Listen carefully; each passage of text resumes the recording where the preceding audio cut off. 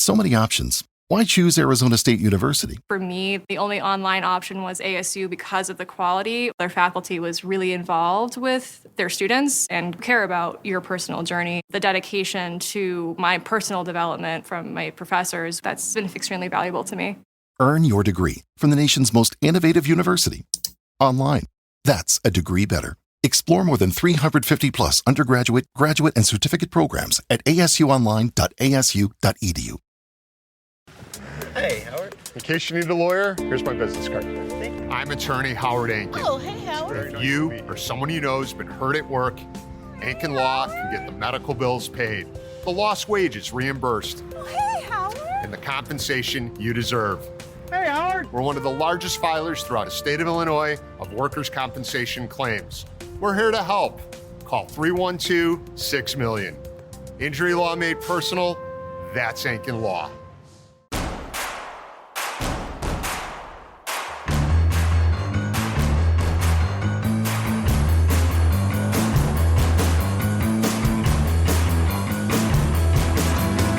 From your favorite source for Chicago White Sox talk, delivering news, interviews, analysis, and more.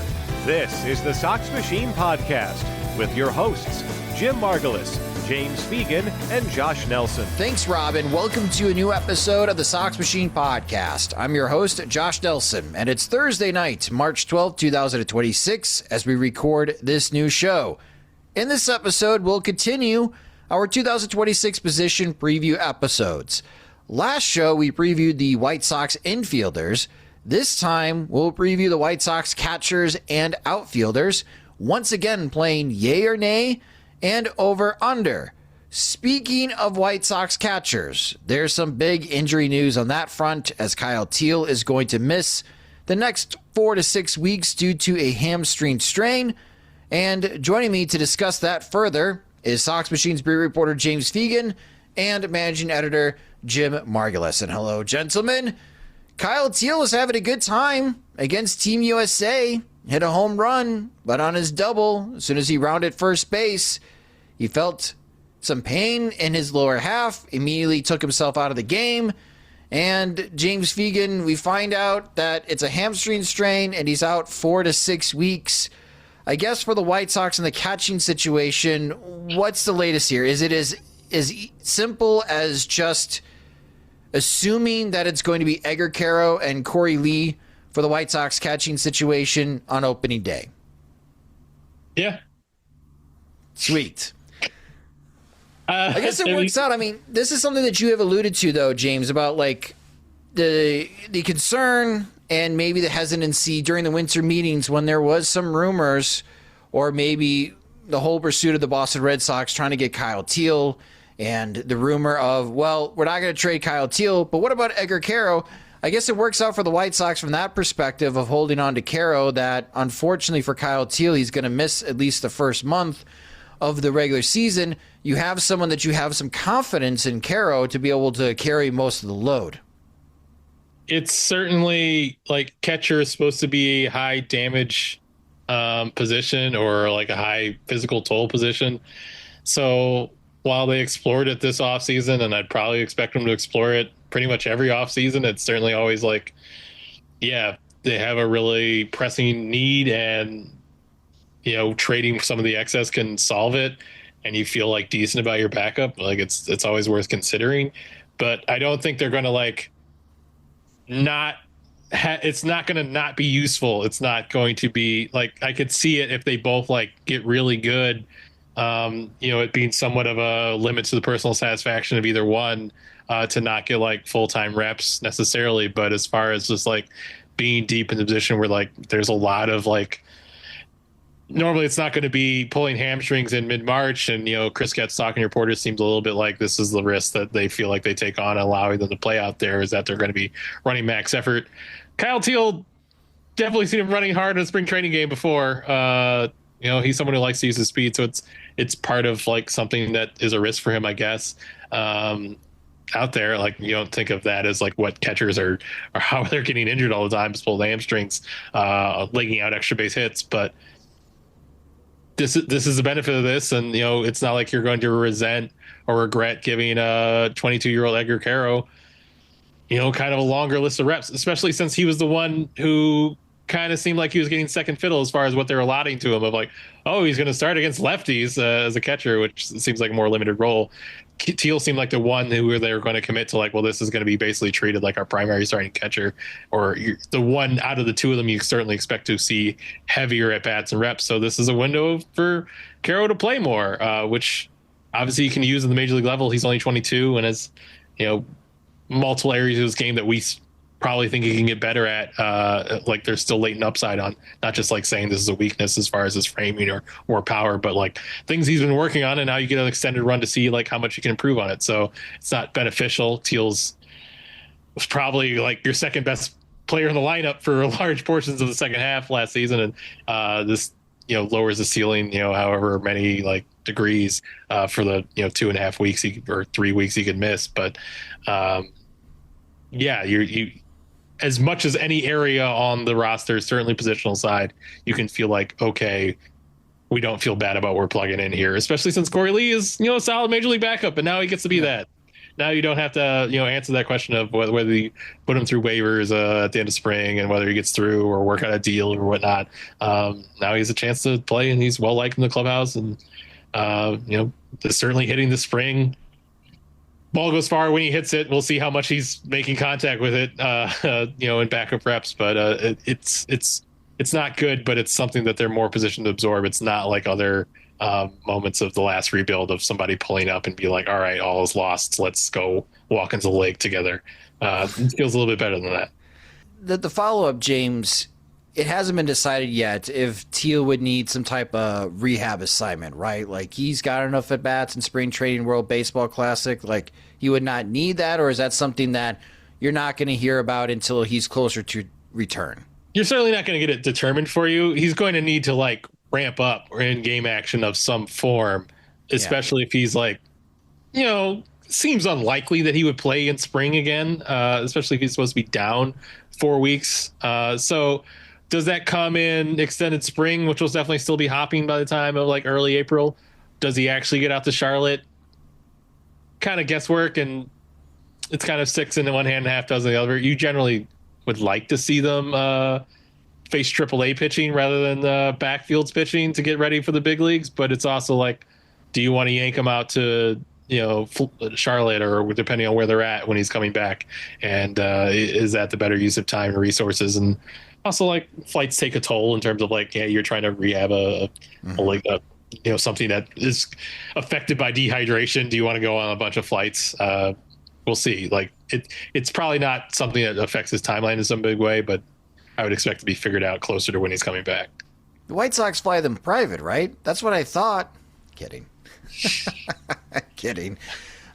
Jim, as far as spring training injuries go, it sucks that we're not going to be talking about Kyle Teel on opening day and being part of the festivities in Milwaukee.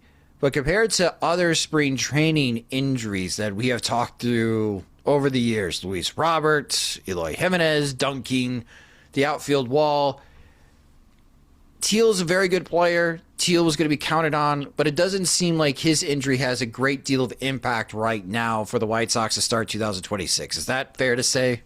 Yeah, this is kind of like a simulation if they traded Garrett Crochet for a different package, with the Red Sox, like Marcelo Meyer or something like that, somebody who was a top prospect and kind of blocked, and the White Sox traded for them instead, and they would settle for a combination of Caro and Lee, which I think going into that trade, everybody was more or less okay with. Maybe Lee is somebody you'd swap out with somebody else because he hadn't really done much to distinguish himself. But Caro, based on the way he'd been playing for the age that he was at the levels he was playing at, certainly had future catcher all over him, whether it was like future regular, future all-star, somebody who required some more help in sharing the time behind the plate remained to be seen, but he was certainly fine. And the acquisition of Teel kind of surprised people in that regard, saying, well, now you got two catchers. Do you have to trade one of them? And that question still remains to this day. So, yeah, it makes a lot of sense. I think Lee is somebody who, I think he probably gets one more good period of run with an organization, because like he's physically talented enough to be like an all-star catcher in terms of like the power he can hit with, the speed that he runs. Like he's physically compelling in a way most catchers aren't. It's just the rest of the game, the contact, or at least like the plate discipline, allowing him to get to his best contact, the soft skills of like game managing, receiving are lagging a little bit, but like the arm, the power, the speed is like, hey, that's a catcher. So it seems like there's probably at least one period of time where maybe he gets like a month of regular play for some organization just to see if he can do it. Yeah, my guess is if he could do it, he'd done it by now, but such are his skills, or at least like his physical tools behind the plate, that you got to give him a shot somewhere. And so like, it's a nice opportunity for him here. And it's something he can parlay probably into a better opportunity somewhere else, should Teel return in a smooth timetable and Caro is blocking him. And the White Sox still have Drew Romo, who will help out in Charlotte. So that's the catching situation for the White Sox. We'll talk more about the White Sox catchers in a moment. Kyle Teel was having a very strong World Baseball Classic for Team Italy. He went 4 for 6 with a home run and a double. Sam Antonacci, you see him all over social media. He had a big home run against Team USA.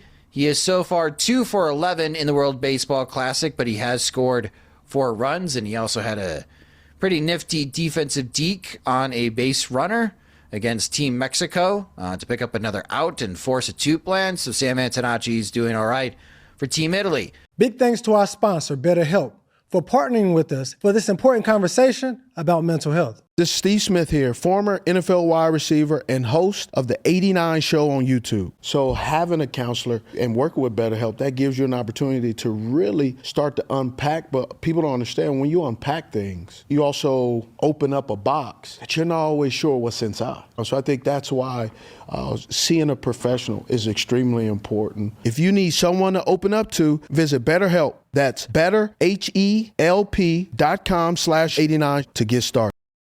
Your quarterfinals for the World Baseball Classic as it enters the single elimination this upcoming weekend on Friday. 2 games, 5:30 p.m. Central Time on Fox Sports 2. That's South Korea against the Dominican Republic. The Dominicans have been crushing offensively this World Baseball Classic. Team USA backs in thanks to Italy beating Mexico by a large margin. The United States will face Canada on Friday night, at 7 p.m. Central Time. Logan Webb will get the ball for the Americans. Mike Soroka, old friend, will get the ball for Canada. The winner of those games will face each other on March 15th at 7 p.m. Central Time on Fox Sports 1. Over on the other side of the bracket for Saturday, Puerto Rico against Italy. That game will be at 2 p.m. Central Time, so if you want to see Sam Antonacci continue to play for Italy, that'll be the time. And then Munetaka Murakami and Team Japan will take on Venezuela at 8 p.m. Central Time on Fox Saturday night. The winner of those games will play against each other on March 16th, and the championship will be on St. Patrick's Day, March 17th at 7 p.m. Central Time. Will Team USA get there? Well, they got a little lucky to make it to quarterfinals, even though Mark DeRosa misspoke, Jim. I don't know if that is misspeaking and what he's trying to claim. But he probably just thought, we're easy going to beat Italy, and they ended up getting paddled down 8-0, but they made a late run at the end. Here's my hot take after watching Team USA in the World Baseball Classic. I know you picked them to win it all, Jim, for maybe not baseball reasons. Now just the way that the world is working. Now it's even more joyless because now you have this controversy over it. Right, and that's kind of why I don't want to see the major leaguers in the Olympics. Team USA appears to be the only ones not having fun. Bryce Harper's comments about the World Baseball Classic, like you'd rather play in the Olympics than the WBC, then why are you even playing right now, Bryce? Why are you go back to Clearwater then? Have somebody else play first base for Team USA if you don't want to do this. It's clear you don't care about the playing for the country. You just want the attention. That's why you mentioned the Olympics, because you'd rather play for Team USA in the Olympics because, to your point, more attention, more eyeballs on you. Okay, that's your real motivation, and I get it. The Olympics completely changed its schedule to allow Major League Baseball to have their players participate because in 2028, The baseball part of the Summer Olympics is July 15th to the 20th. So instead of the normal All-Star break, Major League Baseball could take that break off for a week and have the players for their respective countries play in the Olympics. But if this is how they're going to be now in the World Baseball Classic, Jim, and 2 years from now in the Olympics, a lot of these guys, let's be honest, are going to be kind of washed. So it might be different type of major leaguers, hopefully younger stars still on Team USA. But after this and watching this, I'm out. Let the under 23-year-olds represent Team USA in the Olympics. That's my vote, and that's my hot take. Yeah, I think there's an inherent, I guess, disenchantment, or the major leaguers, American major leaguers, can't really afford to be impressed by the World Baseball Classic because they do play in the best league in the world, which is hosted in their country. So to elevate something else on the same level when they're already doing the damn thing as they might think, I can understand why they might be jaded, or at least like they have nothing to gain from it, because if they lose to another country who's been gearing up for and has more experience playing as like a national unit, they look exposed, or it's like, oh, you should have lost. And so like if they win, it's expected, and nobody really celebrates it the way Dominican might or Japan might celebrate, or even Cuba, a national triumph. And if they lose, they're kind of just kind of the butts of jokes. I think DeRosa's comment took it to another level, because like it did appear that he did not misspeak based on the way the strategy that he laid out was not playing to win, deleting the evidence on MLB.com. We talked about Chris Getz's comments about Luis Angel Acuna, being a switch hitter, and like made me appreciate his approach more of just like gentle humor, saying like, ha ha ha, and I do believe he misspoke, but in the case of like, he didn't get defensive about it or like try to backtrack. He just rolled with it a little bit and made fun of himself. And, the stakes are, I suppose, lower to where he could. But like, DeRosa being a morning talk show host, basically, who's managing a game, like you would think that he would have that club in his bag of just being able to do some self-deprecation flavored PR, and didn't do it, getting touchy. So it's, definitely, even uglier to this extent. But it's fun watching the other countries have fun. You wish that the American flavor of baseball would have more of that in it, versus being very stoic and not shaking hands and being hardos about it when they're not, and then they have to back in. So it's like they're trying to be a machine and they're not. And that kind of makes it look even sadder. So they're really having trouble, I think, finding the right note of, where do they fit in with this international competition, when everything they do is international competition on a daily basis, effectively. And, they play in the World Series, which is, obviously two countries, but still like has world in the title, is the biggest stage, and doesn't quite matter to them the way that, clearly playing for homelands for Japanese players or Dominican players or Venezuelans, clearly matters more. Yeah, I forgot the whole Cal rally and Randy Rosarino. You guys are teammates, Cal. Like, come on. It's your teammate. Yeah, just, rolling eyes, dismissive jerking motion type response of that. Just like, what are you trying to do? They seem to be in a similar spot of the U.S. national team for basketball, where basically there's a limit on how much fun you're going to have, because anything other than them dominating is a failure. So all like the other teams having fun or being scrappy underdogs, being thrilled to be there, like I don't think like a major league laden like U.S. team is ever going to have that vibe, because all of it is like, well, you have the best talent in the world, you're supposed to like crush every game.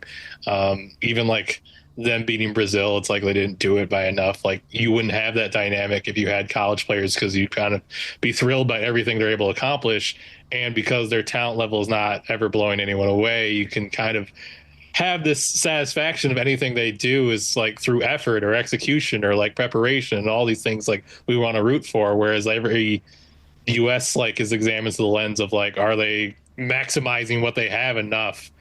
And no product other than winning like 30-0 every game will really do that. And even then, like, well, that was joyless. Like that was like watching a carpet bombing. Like, why are we cheering for this? So like, I think it's pretty difficult for them to really have that dynamic, but also like Bryce doesn't want to be there. And like, it seems like it's for eyeballs. That's what everyone's there for. Like, that's why the stars are there. That's what they're trying to make this event is. It's full of stars and it's something you have to watch because it has like just so much pull or gravity that it's almost like relevant to the national scene to not have it. So while I think you would be happier watching college stars, just like the way I was happier covering the 2019 White Sox than the 2021 White Sox, I don't see how you could ever turn like the car around at this point, since it's the whole thing is like trying to get more star participation to make this like a must-see television event than something that's like going to get watched in its own merits by being this scrappy, fun event, with players that like people don't really know. Like the sample sizes they're talking about, like Sam Antonucci 211, like they're meaningless unless you're kind of already bought into like who these players are and whether they're showing up in the moment. Like Sam Antonucci hit a home run off of the best pitching prospect in baseball. He's having a great classic as far as I'm concerned. Like that's because that's where he's at developmental wise, where it's like he's basically hitting things off and off. Awesome major league pitcher. That's a separate rant, but like I'm just saying, I get what you're saying, and also will never happen. Your dream will never live on beyond this podcast. Yeah, again, that's why I label it as a hot take. But here's the thing. My final thing about Team USA and all these major leaguers, Japan's won more. Japan has won more World Baseball Championships. Japan beat Team USA. They got Ohtani. He's better than all of you. There should be a chip on Team USA's shoulders. And it just seems like they're very corporate. Like, we're here because we're getting paid. And I just, like, the vibes have been off for Team Sounds USA. like America to me, baby. Right? Well, it might be a case where, like, having Mark DeRosa being at the head of it is, like, not important. Like, whereas, like, with Team USA basketball, like, having a Mike Krzyzewski, while not not Phil Jackson in terms of commanding the respect of NBA players, like, clearly an important basketball figure in America who has experience running a team, that at least signified status. But that was Spain, right? Spain was the one that was really challenging, like LeBron and Kobe in their prime with Coach K as the head coach, if I'm remembering. With Paul Gasol and whatnot. But now Serbia is kind of taken up, and certainly France going forward is possibly going to have their lunch. But I think even like while you're true about the way Japan's performed as well, like I don't think it's going to take longer. It's going to make a more sustained run from Japan to not have the underlying sense of like, well, if we really put our best out there, we should win every time, which I think the basketball team is under that impression, and the baseball team is like at least going to have that underlying expectation. It's going to be a while before Americans really think like, well, we're really the underdogs of Japan, so if we can just stay in it, like we're good. Like that's not the mentality yet, even after losing to them once or twice. Yeah, that I do understand. I do. It'd be very fascinating if they struggle against Canada. I mean, I guess that'd be Canada's revenge. America beat Canada in hockey in the Olympics for the women and the men. It'd be funny if Canada beat USA in baseball in the World Baseball Classic. Be ridiculous. I mean, that Canada team couldn't beat the Panama team that was fighting each other in the dugout. Bleacher Report is your destination for sports, and, well, I would know. Hey, everybody, Trey Wingo here, longtime sports host, and it's my favorite time of the year. NFL free agency is in full swing. It's March Madness. Major League Baseball is back. The NBA and NHL are heating up as well. Every day there's a new headline, a new highlight, a new moment you've got to see for yourself. That's why I stay locked in with the Bleacher Report app. You can follow the teams you care about, get real-time scores, breaking news, and highlights all in one place. And we all know the best part of sports is the community. Bleacher Report makes it easy to drop your takes and relive every moment with other fans. It's fast, it's personalized, and it keeps me in the game no matter where I am. Download the Bleacher Report app today so you never miss a moment. Well, now we continue our 2026 position previews, and we just talked about the catching situation for the Chicago White Sox, and that's where we're going to start with the White Sox catchers preview.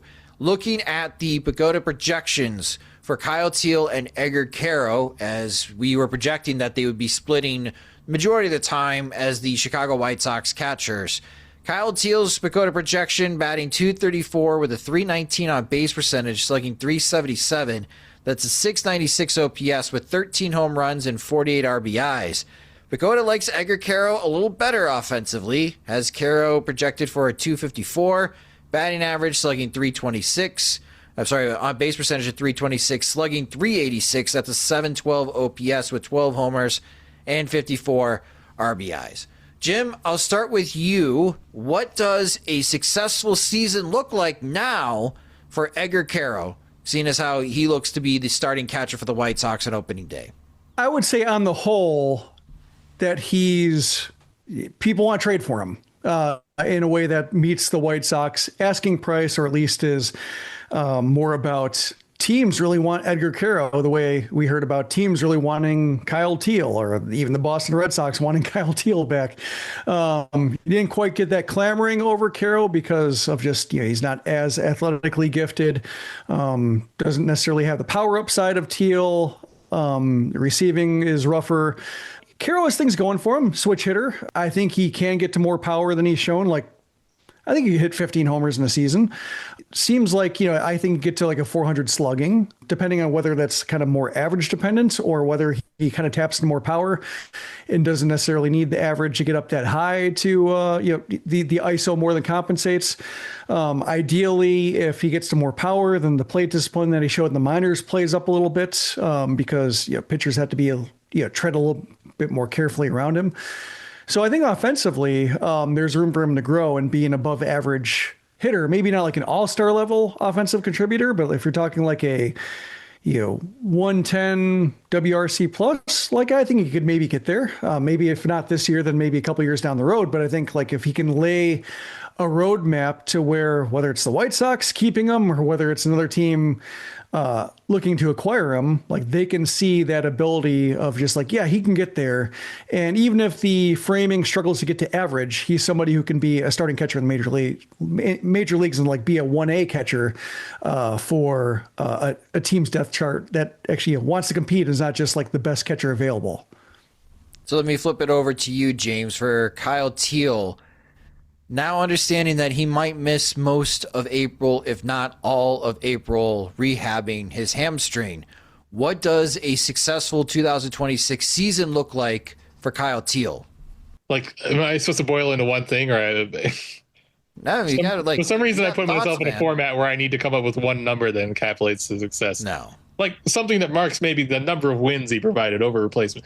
I don't know. I would say +5 framing. That's kind of the potential they're putting as far as how he distinguished himself from Caro for one, and just I think a vision of Teel being a regular 2 to 3 win player season to season is him achieving above average framing that they think he's capable of, not just scratch like he was last year, which is great for a rookie start. But 20 home runs seems a little metal, heavy metal as far as an expectation, especially if he's going to miss, let's say, more 2 to 3 weeks rather than taking out the whole month of April. At least at this stage, we can be pessimistic later. 340 OBP. I think the raw pop is there in the sense if he's on base that much, that kind of insinuates that he's making enough contact that I trust that a reasonable amount of home runs are. So if I'm trying to list out as many or as few numbers as possible, one, I'd like to get him to 100 games, especially after that kind of this issue in spring. But so that's why I put it more in terms of rate stats. So if he's in that just clearly above average, it doesn't even need to be 5. I'm putting that as kind of a low end benchmark of not someone who's going to compete for the top of the league, not the next Patrick Bailey level crazy framing, but just someone who clearly demonstrating that's an above average skill that he's going to grow at, and he was getting on base at 340 OBP. I think the power is there that you're going to be pretty happy with that player on both sides of the ball if he's doing those things. Not saying he's perfect at controlling the running game or blocking at this point, but if those baseline strengths are there, I feel you're still thinking Kyle Teel, your number one catcher going into next year, which is obviously what they view for him long term. And that's kind of what I'm glad you mentioned defensive metrics. For Edgar Caro, what would be successful in 2026 if he took a big leap forward? on the blocking and the receiving portion, even though with ABS, there's an opportunity for Caro to help out his pitchers this upcoming season. It'd be nice to not have to scroll to the bottom and see where Caro is ranked among other catchers in Major League Baseball defensively.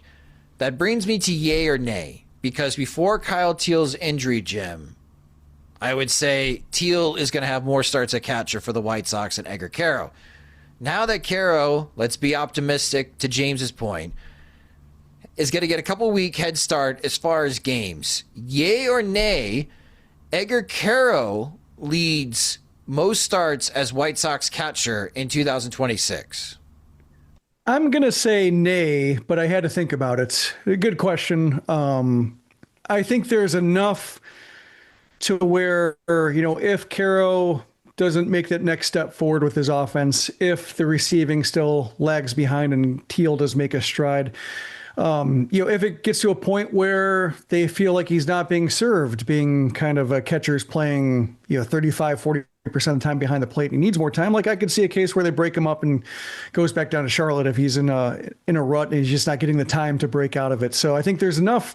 The White Sox have enough invested in Teel, and I think there's a little bit of tension not between the two catchers, but just in terms of just the situation and two guys looking to get enough playing time to distinguish themselves as major league starters to where like something might have to give. And I think Caro might be the one who has to give if Teel's healthy. So that's why I think there's, while Caro has a head start now, I think there's enough that could develop in season to where he could be drawing the short straw if like the playing time allocations need to change. So that brings me over to James for the over-under for White Sox catchers. You mentioned it'd be great if Kyle Teel could play 100 games. I put in the over-under, James Fegan, 81 and a half games played by Kyle Teel in 2026. Are you taking the over or under? I feel like I'm predicting like something bad to happen in his life to take the under, so I'm going to take the over so that I can sleep at night. Who's the one that we're trying not to make angry because we keep forgetting about them? Is that Antonacci that we didn't mention him? I'm not trying to make anyone angry, but Sam seems pretty good natured, even while generally saying things that seem 2 standard deviations more intense than most humans I run across. I mean, there's a chance it's fun to make him a character. Yeah. Yes. Confronting him with the quote that he had about he said, if you duck out of the way of a slider at your knees with 2 strikes, I don't think you want to win very much. And he responded with like, sounds like me. Made it seem like there's a level of self-awareness about this persona that he puts on to get through games that I think he's with us a little bit on seeing the entertainment value in what he does. He did duck his, or he did dip his shin into a pitch, a 2-strike slider though, during the WBC. So like he is walking the talk. Yes. There's still a chance that both can play over 100 games, right? Teel and Caro. Yeah. Like that is realistic. I think so. So that's the catching situation for the White Sox. Even though Teel will miss some time, I'm still optimistic that the White Sox will get quite a bit of production behind home plate. And we can be more confident what it holds for the future for the White Sox with these 2 young catchers. Let's go to the position group that I am still very worried about entering the middle of March, entering St. Patrick's Day, getting closer to opening day, and this is the outfield. So let's start with the least worrisome spot, I guess, and that's left field for the White Sox, and we're projecting Andrew Benintendi will be getting the majority of starts in left field for the Chicago White Sox. Bakota is projecting for Benintendi a dip in power production in 2026. In 111 games, Bakota is projecting a 244 batting average, a 314 on base percentage, slugging 374 with 11 home runs and 45 RBIs. Benintendi, the last 2 seasons for the Chicago White Sox, has hit 20 home runs. James, we've talked about the Achilles. Andrew mentioned to you during spring training that he is going to try to get himself physically ready to play as much as possible in left field. Manager Will Venable wants to take it game by game, at least to start, to seeing how Benintendi is doing health-wise, playing in the field. What does a successful 2026 season look like for Andrew Benintendi? Left field is the position you feel best about in the outfield, given the way you talk about Andrew Benintendi? Yeah. I would characterize the way Andrew put it as he feels good, like from his off season. Like he thinks he's in position to play left field, less so than like he's getting ready to play left. What he's saying is that like he thinks from the way he feels that if they asked him to play every day out there, that he'd be fine with it and he wouldn't feel like, hey, what are we doing? We got to manage this. Venables saying, and Getz kind of echoing what Getz said at the GM meetings in the offseason of like, we're not reasonably going to ask him, given what he's gone through the last 2 years, to play like everyday reps out there. Obviously, if he's playing like Gold Glove defense again and talking about how great he feels, and it's stretching into June, even as they're avoiding like playing him, whatever the plan is, if it's not more than like back-to-backs and he builds up to that, and that like he usually doesn't play in the field 3 days in a row, something in that or the other, and he continues to show well from that, maybe he can earn that sort of status. But they're not going to be like, I know we said we're going to be careful, but he said he's fine, so forget it. Like that's, I think, the way they're managing it. I still think he could play out there 2 out of 3 or 4 out of 7 or 5 out of 7 over the course of like a week.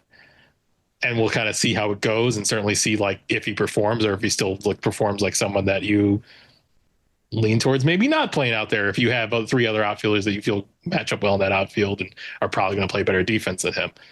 That's also something that obviously Everson Pereira, Brooks Aldwin, Luis Angel Acuna, Jared Kelenic, like pretty much everyone but Austin Hayes in this mix, not really being proven to hit enough to take at bats regularly. And you have to see like who is going to stick before you shake out like exactly how those assignments are going to work. But I think at this point, picking the field, Andrew Benintendi seems like the closest to being a regular out there in left field. That said, if he's DHing more, especially with Teel out, Austin Hayes has played in left field plenty in the past and played out there a decent amount this spring. And maybe if other guys step up, Austin Hayes plays just as much left field as Andrew Benintendi this year. It's a fluid situation, and not just because fluid buildup happens a lot over the course of long seasons. So moving over to yay or nay for Andrew Benintendi, Jim Margulis. Yay or nay, Andrew Benintendi finally reaches 2-WAR season with the White Sox. Gonna say nay, just because seems like a lot of things have to go right, just in terms of playing time, in terms of like if he's hitting enough, does that mean he plays in the outfield more than he should, and the defense eats into his value to where like you look at his numbers and it's like, wait, that only got you 1.3 wins, and like, yeah, look at his metrics. Like we've seen those seasons before, that you learn how much poor outfield play can really just damage a guy's ability to accumulate value in that regard. So I think getting to that number requires like most things to go right for him. And I just, based on what he's shown first 3 years, based on how it seems like, in his 30s, he's, statistically less likely to be in better shape, especially when it comes to legs and like full out effort in the outfield. Not sure you're getting that back. And I think, probably his role is just this overpaid, functional corner bats can rotate in and out of DH. Teams don't hate having in the lineup, but just signed a contract at a different time. He's not that guy. And now it's just a matter of how do you get him in a role that makes use of his strengths without like making people resentful, whether it's like fans being like, man, he's still out there and gumming up the works for, right now they don't have that problem. Like right now the White Sox need average bats. He's fine. But should they get to a point where they just can't have him at DH because other guys need, other guys who are a bigger part of the future could use those plate appearances. Like, what do you do with that? I'm based on the trajectory of his White Sox career so far, hard to bet against that outcome. So I guess I'm just sticking with that, hoping for, just because it's In terms of how much it might dwell over discussions, like I would rather have a tone shift for left field and be like, oh, he's all right. And then you can talk about other things. But it's been kind of a constant conversation of just what do you do with him? And I could see that kind of lingering well into 2026. So that brings over to the over-under. So James Fegan, over-under 19.5 home runs hit by Andrew Benintendi in 2026. I don't know, man. I mean, he did have the oblique scare already in spring, so that wasn't like super encouraging. And they are kind of deeper in a way that they don't necessarily need to spam him into every matchup because he's like always going to be like their most valuable or viable like hitter necessarily against left-handers if things shake out for them. And he said maybe he doesn't need to hit as many home runs this year with the Thunder behind him. Maybe he needs to be kind of a more back to slash and dash and get on base kind of guy. So he's been hitting the ball hard in spring, which means absolutely nothing. I don't know why I said it. I'll go under just because if his approach bears out along with like literally any dip in playing time or injury things, like it seems like it doesn't seem like a wise thing to bet on. I don't know.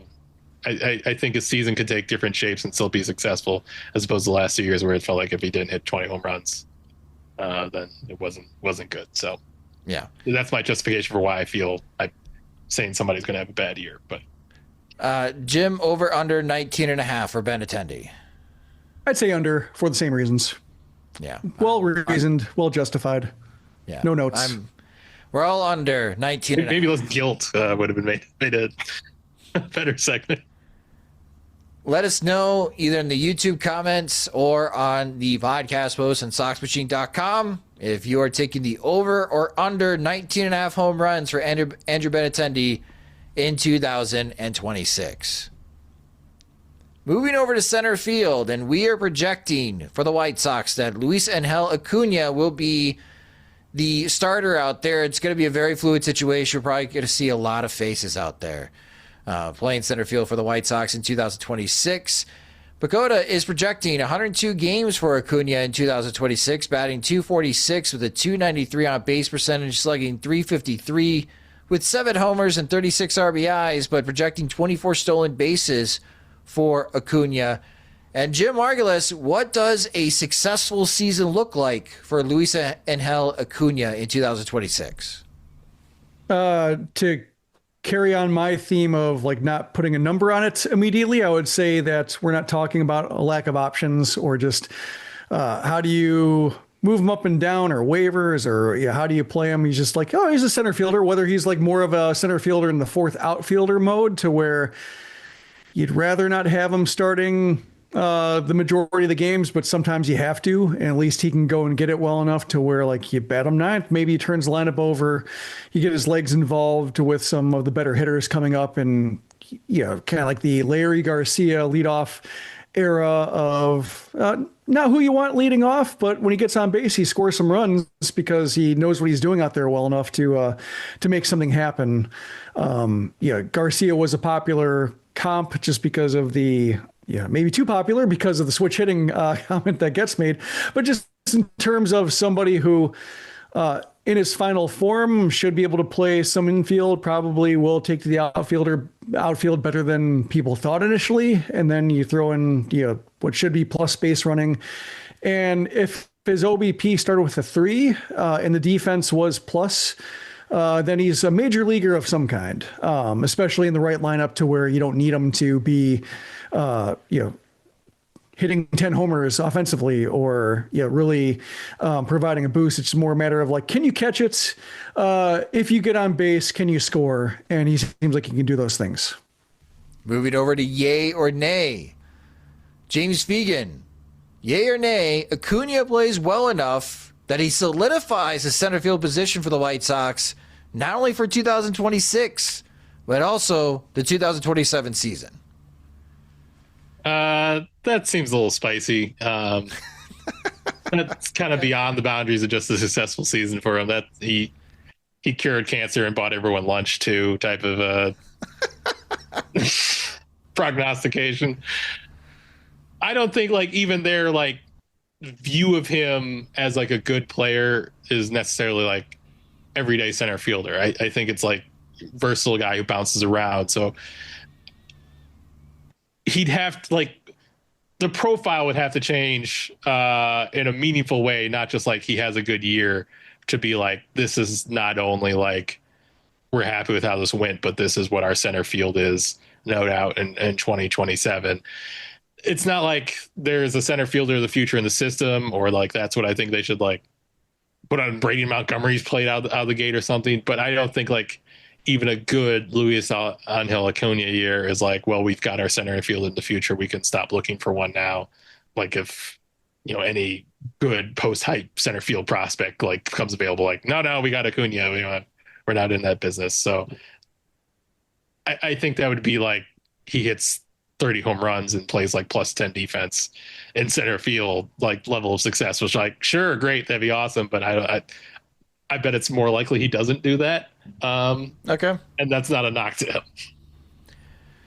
That moves over to our over-under for Acuna. So I think the one thing that he can provide, other than maybe some position versatility for the Chicago White Sox, getting some starts in center field, might get some starts within the infield as well.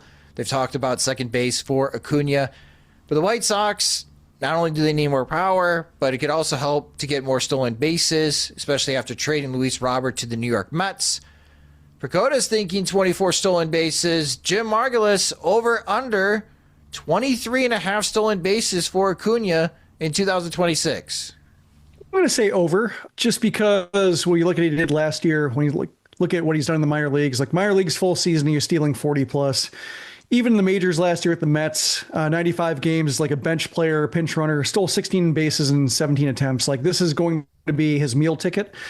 And I think like with what we've seen so far in spring and just how Acuna's going to have to define himself as a major leaguer, like I think he's going to be able to run whenever he can, or like he's going to get an automatic green light more or less.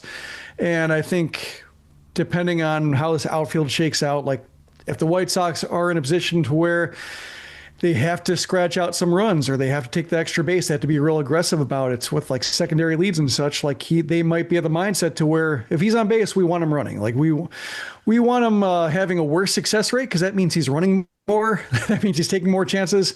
He can. And it'd be great if he were stealing, 94, 95% of the time. But like if he's, creating more opportunities for himself and occasionally gets burned, like I'm sure the White Sox would be great with that too, just because that means like he's leveraging his best skill. So I would say over as long as he's healthy and like just getting on base, or guys are getting on base for him and he's more of a late game sub to where like they need those 90 feet. And I can imagine him doing that too, because with the Mets, he was somebody who would run when everybody knew he was going to run. And I think in this era of fewer pitch outs and limited pickoff moves, that it's an environment in which he can thrive. So, James, how about you? Over, under 23.5 stolen bases for Acuna. I watched him get 2 infield singles in this game that's going on while we're recording this. One of them was like to the second baseman. We talked a little bit about him cutting his head open on a stolen base attempt the start of spring. We did not talk about him being safe. I think he can do it. He's going to get the playing time to do it. He looks plenty fast and like his jumps are good. And, his older brother probably has some tips, the tricks that he can share. So I think he's in a good spot for that.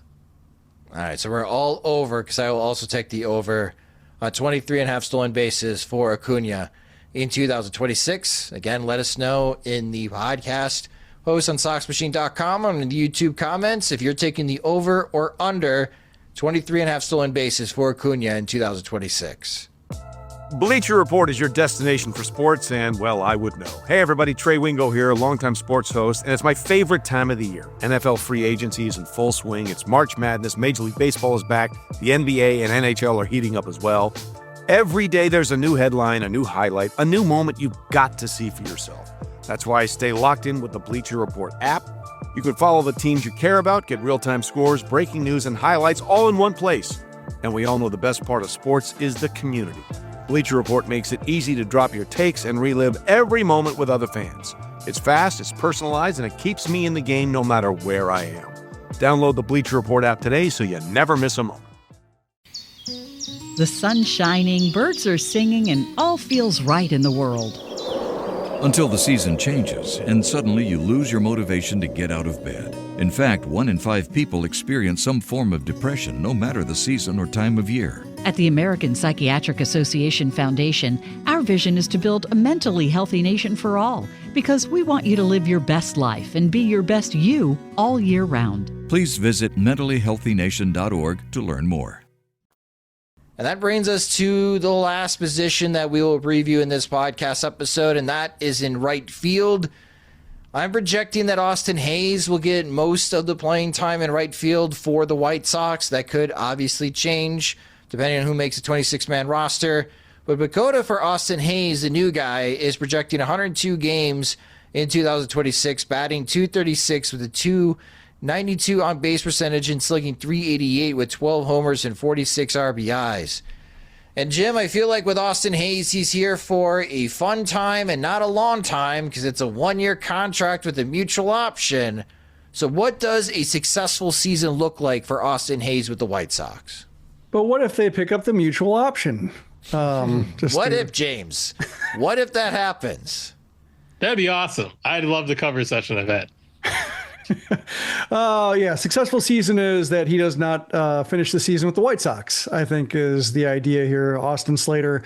Chris Getz has conflated them before in a way that did not set alarms that, he knew what he was talking about. It's just easy to make. Like I had to remember which one was which when the White Sox signed Slater to make sure like I had the skill sets right and like the track record right and which one was the all-star. So I think, it's a case where he plays well enough to give the White Sox a credible corner outfielder and help this project of winning games and make the offense look better. And then by the end of the season, he gives way, or he gets traded to a team that can use his skills immediately and clears the way for Braden Montgomery or like Jared Kelenic. If he's somebody who can at least, regain a platoon bat future for him and who knows, maybe more, but I think the White Sox are more invested in guys with more service time in front of them to where like Hayes is just, as soon as they can trade him for somebody compelling, they will. And, hopefully it's a case where, Montgomery is knocking down the door behind him or Kelenic is just overqualified for a part-time role and needs to get stretched out more. There are lots of forces, both external and internal, that should make this a half-season engagement. Who knows? Maybe less if it all goes well. So that brings it over to the yay or nay. James Vegan, Austin Hayes plays well enough to get traded before the deadline. Yay or nay? Sure, he looks good. I suppose that there's successful versions of his season where I don't know if the Sox are like contention, but they don't want to break up what they're doing, and he's part of the vibe or something. And he's good and solid. He's playing a role. He's matching lefties, but maybe not this hugely valuable piece where it's kind of, if he really doesn't want to be traded, kind of the way like similar to Tauchman was productive last year, but like wasn't necessarily going to bring in a haul, and they liked having him around, and he had reasons for wanting to be there. So I don't think like that's the only measure of success, or if he stays here, it's a failure. But he's looked great in spring. He's been healthy. He's with the hitting coach he's had success with before. He's described why they work well together. Says he's a very visual learner, and Fuller loves his PowerPoints. So match made in heaven. So yeah, sure, I'd buy it. There's no reason to look at what he's done since coming in the Sox uniform and be like bearish on him being a movable piece of the deadline. He's been a movable piece of the deadline when his life was in danger. So now that he's healthy and happy, hopefully he has even better production. Well, the question is, plays well enough. Does he get traded? That's up in the air. Mike Tauchman played well enough to get traded last year. Yes, sure. So it was a shot to be a trick question, James. But I make questions that aren't trick questions a trick question for myself. You don't even need to be involved. So we're all hoping that Austin Hayes and We're optimistic that he will bring a positive impact to the Chicago White Sox in 2026. So while he is with the White Sox, I'm putting the over-under at 14.5 home runs hit by Austin Hayes. Jim Argulis, are you taking the over or under? Gonna say under. Thought about it just because there is a way where he doesn't get traded. Either the shape of his season doesn't quite line up, or he just, the White Sox, you see too much value in him hanging around. But I think if he's hitting, 14 homers by June or July, when they could trade him, that's, the White Sox are probably doing better than you think, and that makes it harder to deal. So yeah, I think probably ends up somewhere around 9-10 before a deal. Also to see how the outfield play shakes out if he's able to resume being a full-time player and getting that kind of workload. But yeah, I would say I'm thinking, Austin Slater hit 5. That was a strict platoon role. Hayes shouldn't be that hemmed in, but yeah, I think even the platoon got to 14, I think, if I'm thinking of Tauchman's total rights, and that was over more full season. So I'm going to say something closer to 10. All right. How about you, James? Are you taking the over or under 14.5? I could certainly see it, especially it's a good ballpark for right-handed pull hitters. That dugout's inviting. It's not crazy looking at his 4 full healthy productive seasons and seeing 22, 16, 16, and 15. Doesn't make me think I should do over on 14.5 by 2/3 of the season. That seems a little spicy again. Okay. You mean the bullpen's inviting, or both? You said the dugout's inviting. It's he's gonna be smoking. The bullpen's not inviting. The dugout will be. I will also take the under. I think he gets close though. I'm thinking he hits 12 homers with the White Sox before getting traded, but to the point that James made, if the White Sox are doing better than expected and Austin Hayes likes being with the White Sox and the White Sox can't find a suitable partner to trade him, maybe he stays with the White Sox all season long. If he does, I think he's got an honest chance of reaching 20 homers in 2026. So I think for the would season... be a heater from Austin Hayes starting out, you get into that Jerry DiPoto range of how... if the White Sox are faring okay, and the internal numbers and projections are saying this is going to fall apart, you get into that trading Kendall Graveman, trading your closer when you're ostensibly contending, or at least on the periphery of contention, and how does it affect the clubhouse? He's somebody if everything's breaking right with him and the roster's holding together, it could be one of those trades that tells you a little bit about how transactional Getz is willing to be.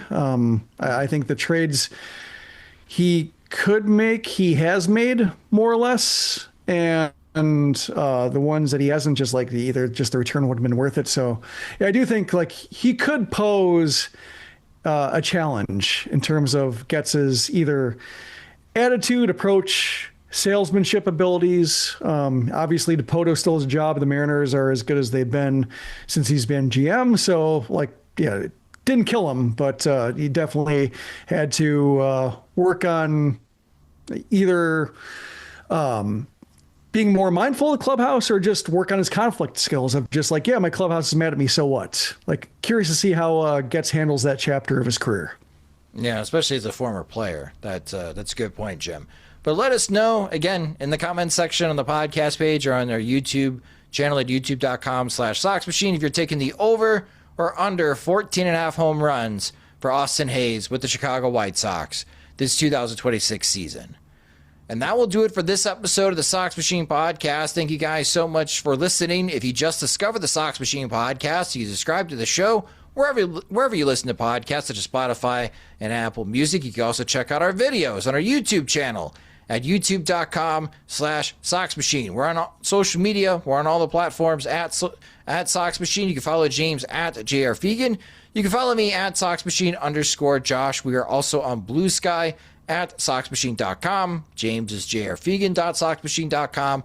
And I am Josh.SoxMachine.com. If you enjoy our work and want full access to all of our coverage of the Chicago White Sox, Major League Baseball, and the upcoming Major League Baseball draft, sign up to become a Sox Machine subscriber at socksmachine.com/products. Monthly plans start at $5. We also have discounts for annual memberships, and we also have additional tiers of support.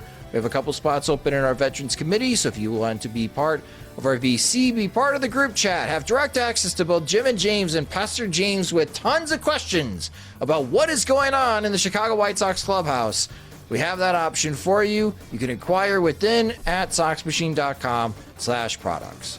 The Sox Machine Podcast is a production of socksmachine.com. You're on for all things Chicago White Sox baseball and part of the Blue Wire Podcast Network. Alongside Jim Margulis and James Fegan, I'm Josh Nelson. Thanks for listening and watching.